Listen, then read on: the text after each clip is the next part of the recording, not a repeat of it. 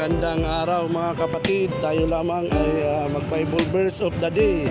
Ang ating babasahin ngayon, Mateo 16:18, dahil napaka-controversial na talata yan sa Biblia, no? Dahil diyan nagmula ang mga debate, ang pagtatayog ng mga relihiyon, ang pagtatayo, dahil akala nila ang iglesia, dahil walang pangalan ang iglesyang itinayo ni Kristo, yun ang akala nila.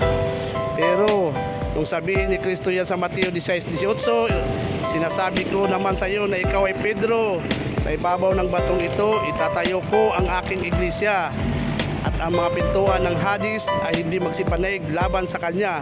So ang Panginoong Hesus nagtayo ng iglesia sa ibabaw ng bato. Ang batong iyon ay si Kristo.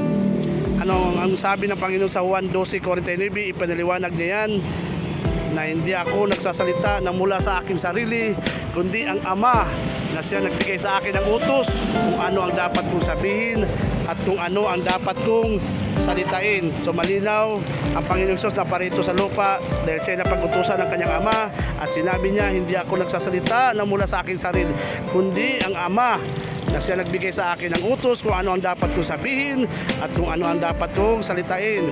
Ipinaliwanag naman yan doon sa unang Tesalonica 2:14 kung ano iglesia yun.